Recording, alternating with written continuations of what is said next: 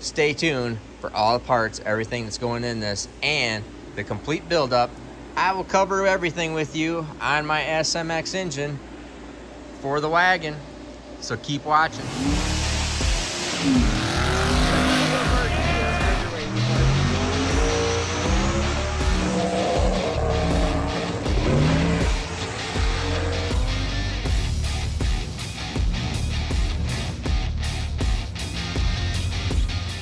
Well, first things first. So it does turn out that I could not save that sleeve. So that sleeve, which is right over here. So here's the sleeve that we took out of the block. Now, first little tidbit, notice here, you see the extra thickness right here? So I custom designed these sleeves and the block.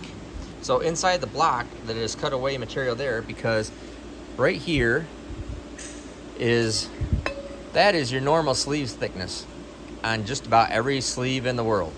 Okay, maybe you got about 100 thousandths. We're at 100 thousandths there.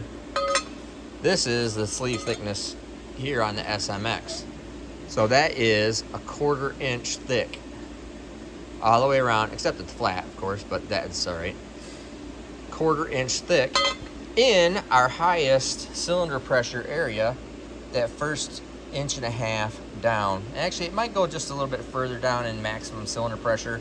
I don't know the exact math on that. This is all by my my understanding and of how things work. That is why you'll see piston scuff. You see your piston scuff down. That piston scuff comes from the piston having a maximum load on it and trying to rock in the bore. Okay, so the piston is trying to rock like this when it hits its maximum cylinder pressure. So you'll see the scuff at it right there. That's where you see the scuff. You figure out where that's at, and that, lo and behold, is about right where I have this stopping, and then it just enters into a regular 3/4 inch aluminum.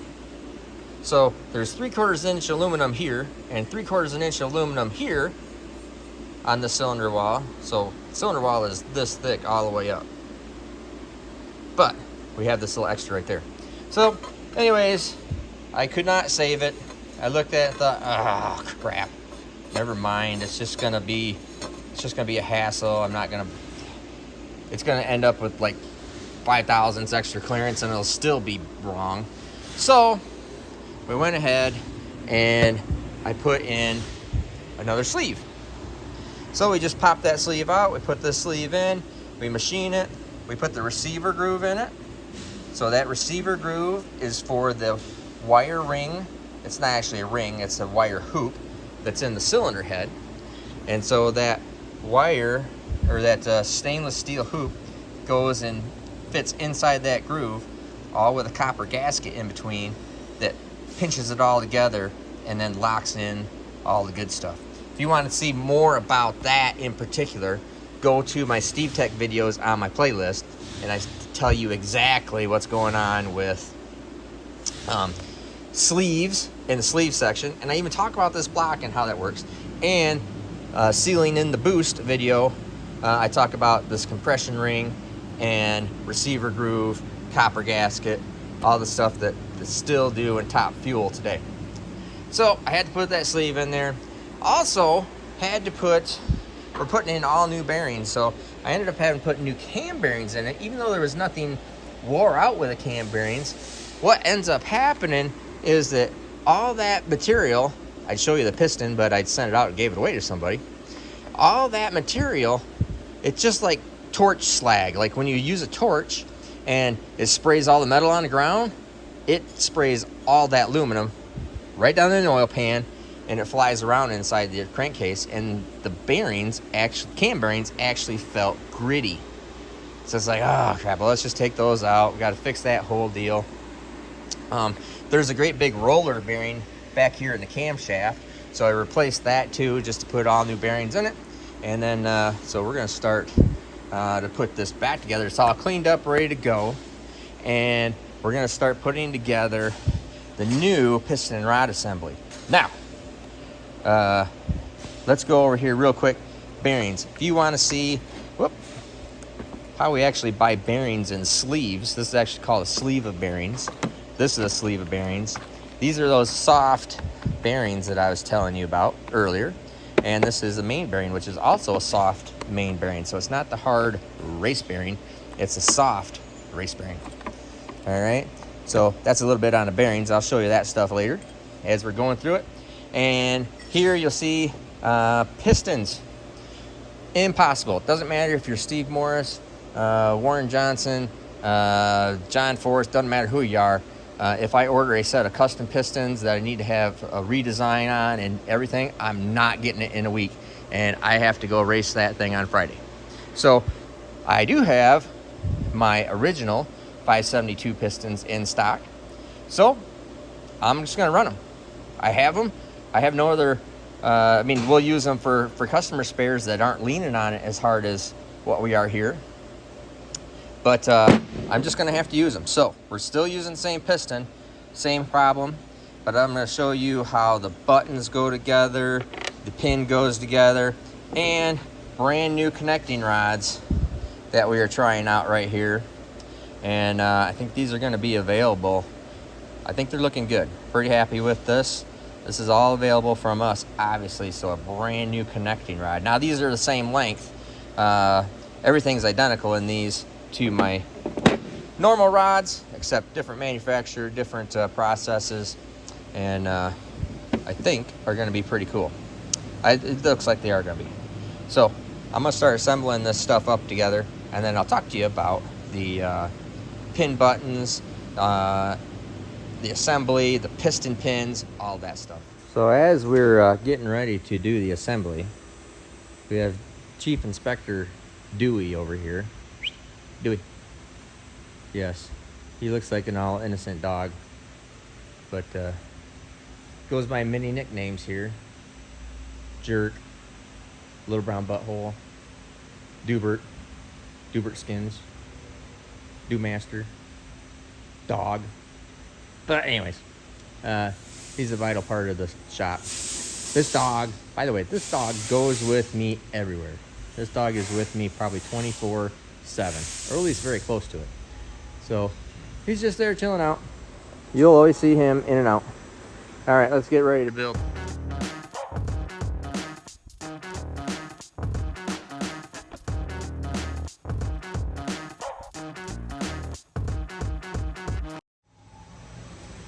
Now what I'm doing here, I just dropped my ball.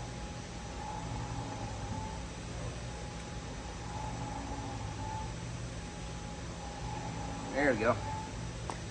What I'm doing here, besides dropping the ball bearing for my micrometer, is I was gonna reuse the bearings. The bearings look, main bearings that is, and rod bearings actually, they all look really good. The problem is they just have, well, that one, I mean, that kind of, they're quote unquote good. I mean, it's not that great, but this is all, you see this little discoloration here? It actually is like, it is aluminum grit. Aluminum grit. And it just impregnates itself in the bearing. So I'm not gonna do that. I'll just put all new bearings in it, obviously. And all I'm doing here is I am checking the bearing with my micrometer, because I already know what it's supposed to be. So I'm just checking that with the micrometer to verify and make sure there's no bad bearing or just some freak deal.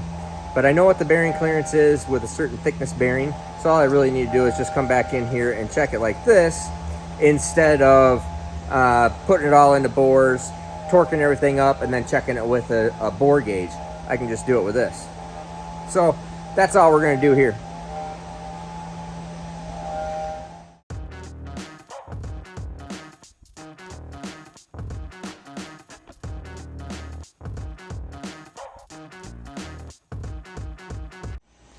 Now there is subtle nuances to just measuring up the bearing like what I just was. So some of those nuances are that it could be, the thing's been together, I know what the bore size is, I know everything about it. We don't really have to go crazy on measuring every single thing because I've already done it. So I'm just doing a quick reference on the bearing. Do things change in there? If the housing size was wrong, if it happened to be the parting line was too high or something like that, yeah, those things change.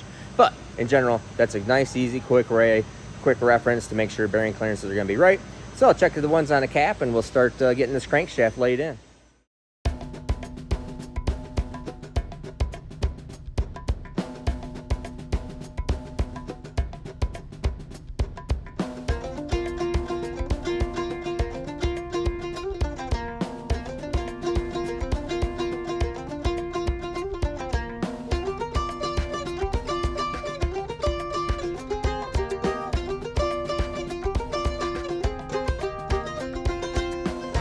Now, just in case you're interested, this is a 9/16 main stud here.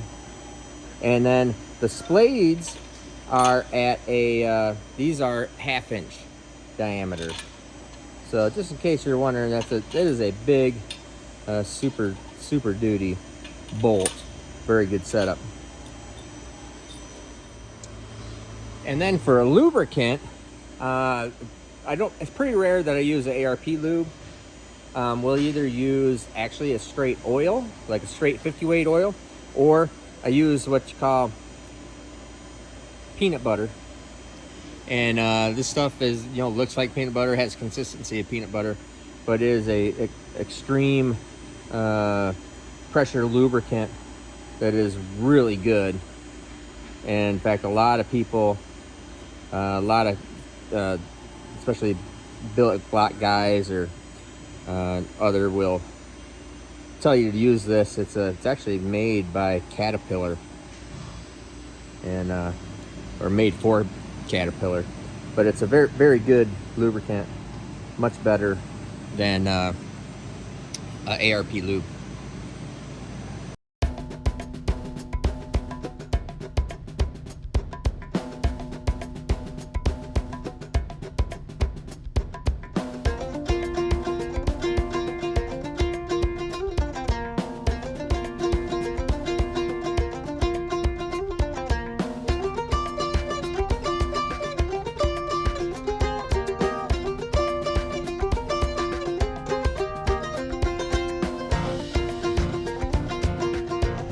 All right, so now I have the main caps are all torqued, crankshaft's in it.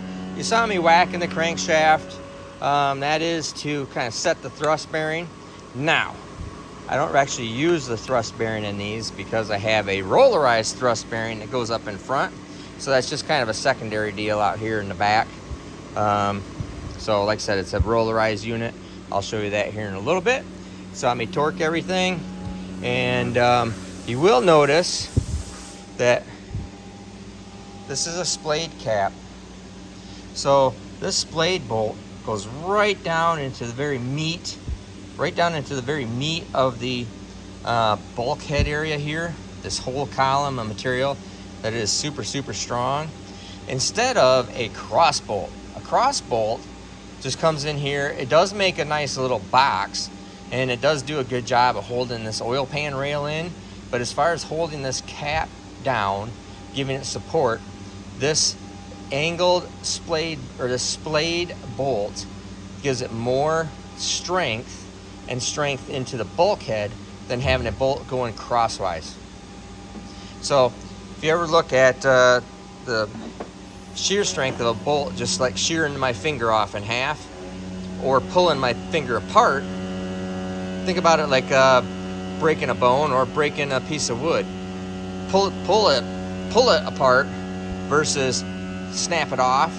It's the exact same concept. Not exact terminology, not all perfect analogy, but that's a good explanation, basic explanation of why a splayed cap is stronger than a cross bolt. So we'll take this thing over. Now the crankshaft's in it, and we're going to M2 is going to file the rings, and then we're going to check bearing clearances on the rod, and then we'll come back over here and put this thing together.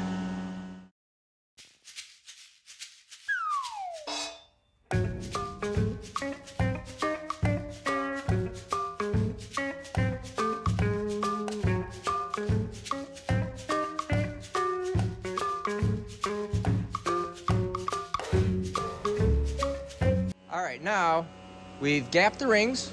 Sorry, you can hear the CNC machine running in the background cutting billet cylinder heads.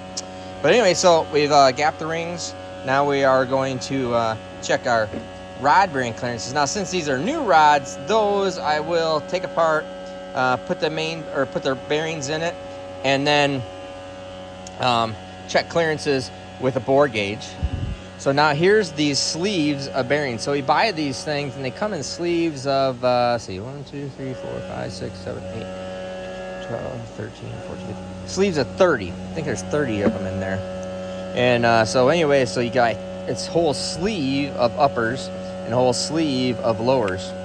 And it's a little interesting note, you know, it's not just in a box of a set of 8. It's actually just bulk sets that you buy these in when we do it this way. So now this is the original rod that's in it. These are a good rod. There's no doubt. I'm not going away from these rods for any other reason than I can't hardly ever get these and I need them faster. And this guy here is working with me on doing things a lot faster. They are more money, but I think they're pretty cool so far. So we're going to take these rods apart. I'll show you that, and we're going to put bearings in it and check for bearing clearance.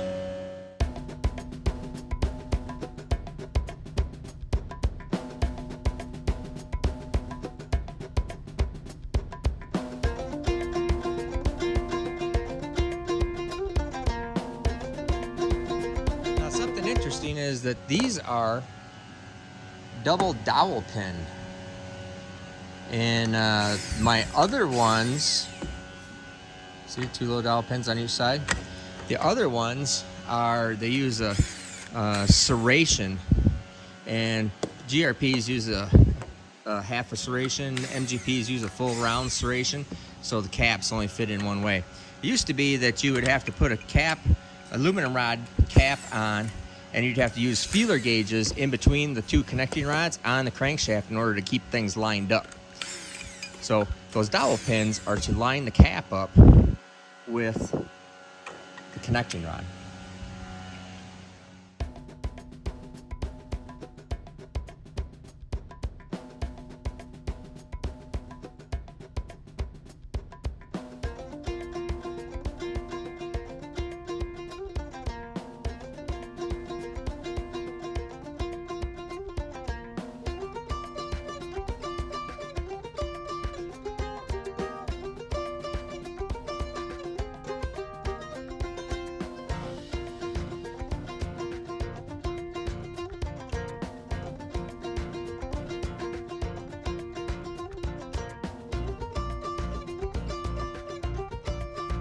So what we're looking at here, I'll show you, there's too much material right here. The counterweight comes up here and hits this. So one of those things you have to be looking for. Everything else looks fine. See if you can see this. There you go. So it's centered up in the pin bore nicely, that's no problem. But as it goes across, go ahead and rotate it over more.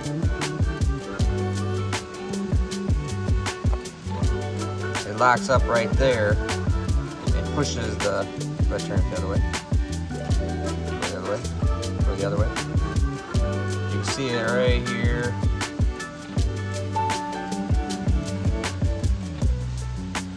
And it locks up and hits right there in that counterweight. So we just have to take these rods after I finish checking the sizes, and we'll put them up in the mill and mill some clearance right here for our counterweight.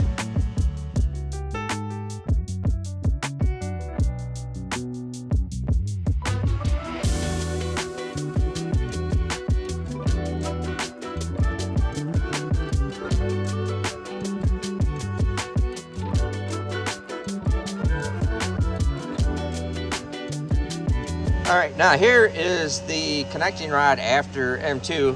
That's M2. We call him M2 because he's Mitch, but he's the second Mitch that's working here. Way over there is the first Mitch that works here. So he's M2. Sorry about the machine running in the background. But the here you can see, this is the notch that we just cut compared to the no notch. So we'll put this in the motor here real quick, and we'll roll it over and see if that thing is going to hit. Actually, you don't even have to put the cap on it, just push it up. So we'll take that thing out and do that here real quick. So we actually have to bring the rods back over here.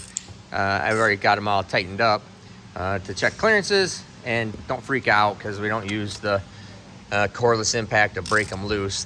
Cordless impact won't break them loose anyways. So he just came over here, thought it was loose. So we break it loose with the breaker bar. Then we just zip bolts in and out with the cordless for mock-up. What are you doing? What you doing, Dubert? Well, that's what I thought.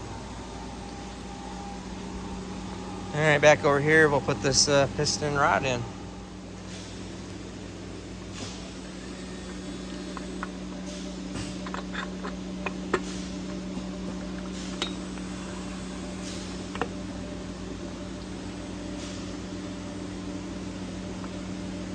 Here, I'll hold it over, you roll it over. All right, hold right there. You got that flashlight? Yeah, in my pocket. Here, I'll hold it up. Okay.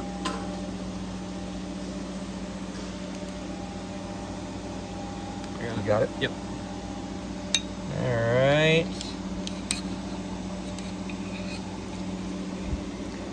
You can't see it on camera, but I can see it. Yeah. It looks good. Sweet. So Mitch will take all the rest of these rods over there and cut them on the mill.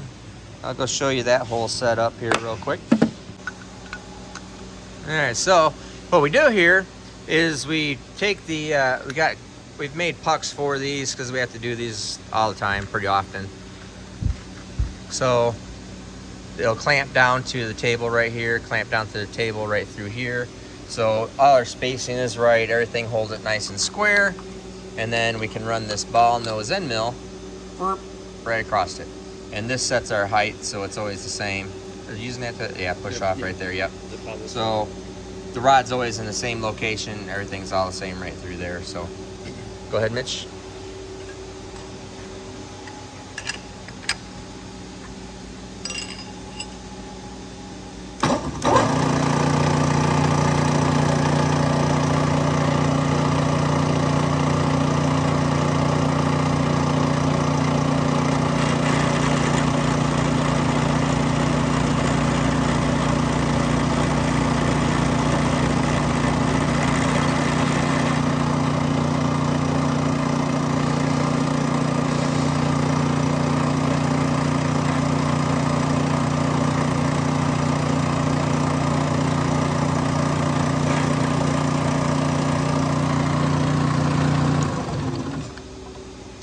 All right, and that's it. So we'll do the next 6 and rock and roll. Now we have the connecting rods are clearanced, bearing sizes are checked.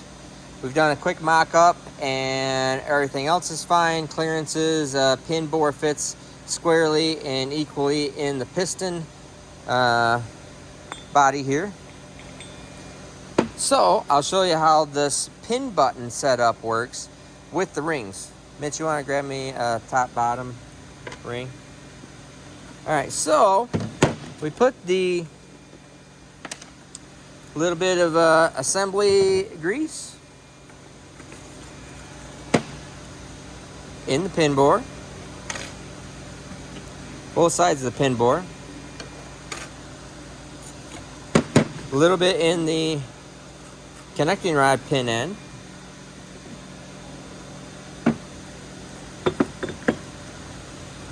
then we slide this piston pin in. Now these piston pins are H13 tool steel, 250 wall, and you need that extra piston pin diameter.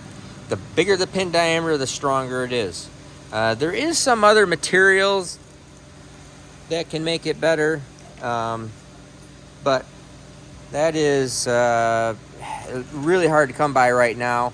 And with the 1094, we haven't had any of those kind of issues. So you have the piston pin in there. There's no clips, no locks. What we do is we have special buttons that are machined by Diamond. That this one, ironically enough, obviously is the wrong piston pin button for this piston. If you look right there, see how it's not lined up?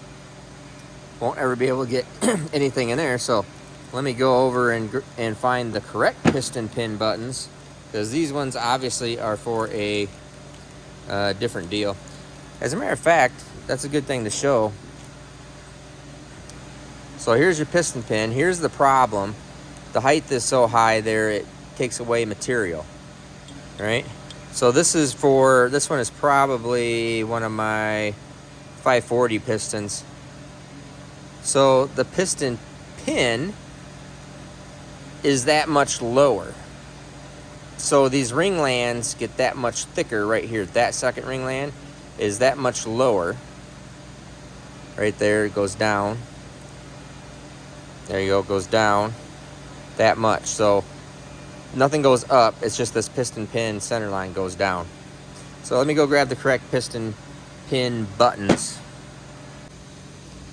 Now I've got the right pin buttons in it, and you can see here it lines up and it just makes this groove flat and solid all the way across. So it gives all the same support here as what there is out here. In theory, it still has a weak second ringland here where my fingernail is. That's weak, which can't give more support, so it puts a lot of load on this ringland, the second one right there. All right, now we're gonna put these together.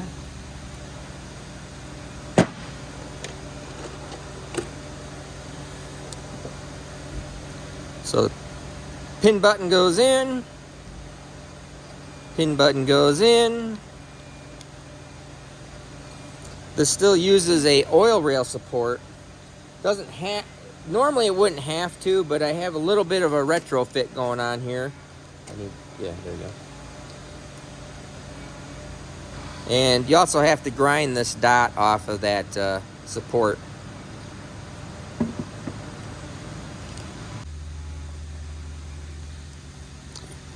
Oil rail support. Ground the location dot off. Put it in the correct orientation. Now what holds these pin buttons in are the rings. So we put this ring in. Oil rail supports.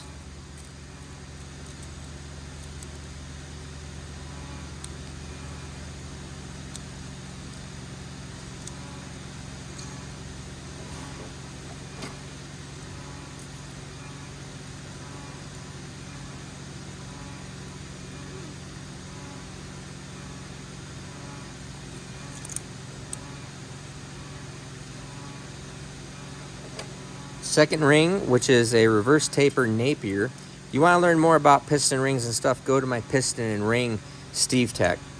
Give you a lot of description about what's going on there. Those are in my playlists for Steve Morris Engine playlists. And then a gas ported, see the little gas ports here? This is a gas ported ring. And there you go.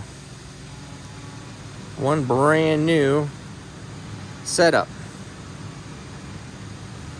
Good to note, rings rotate. In operating running condition, piston rings rotate. Forget what it is. GM basic engineers say that it's somewhere in the neighborhood of 3 RPM per minute of rotation in the ring. So the ring just sits there and always keeps on circling around. If it doesn't, it would wear a groove and holes right through your block, if you think about it. If there's always a gap right here, imagine if there's always a gap right at even how small it is, and it never changed, don't you think it would wear a line all the way up your cylinder bore? Rings rotate. I still put them in a my general orientation, but it's not very critical. Now this piston and rod is ready to go in. Just like that. Much easier than a spiral lock, and it does add a little bit of weight, but negligible, and it does provide more strength. So that is a pretty cool looking setup. So we're going to put the rest of these things together.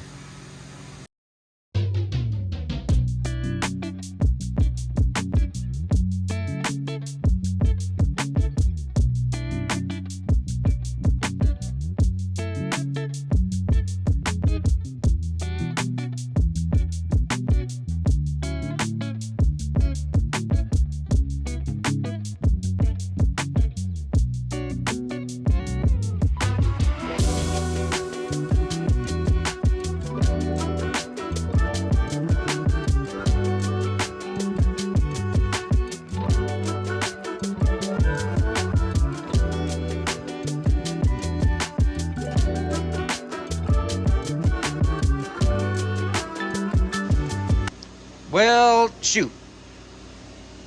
As I was putting this last one together, or the second to last one together, it was tight. And then I realized that, yeah, it was, when I mocked it up in the motor, it was in the center and it was nice. But there is no side.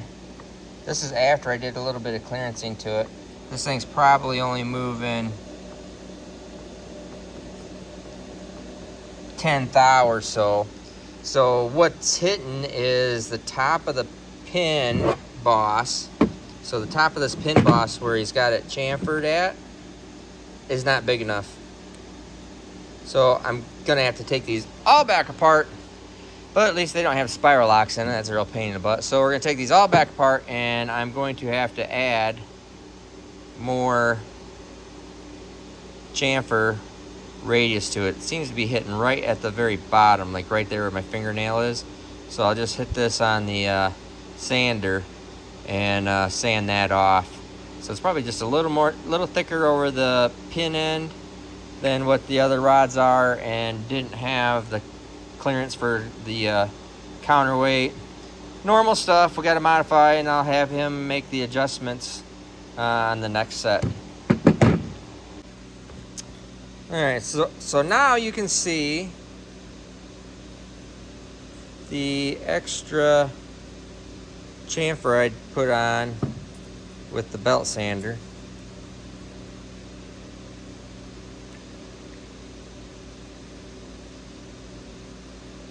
So it's just a little bit more right there. Right there. And now it gives me about 20 or so.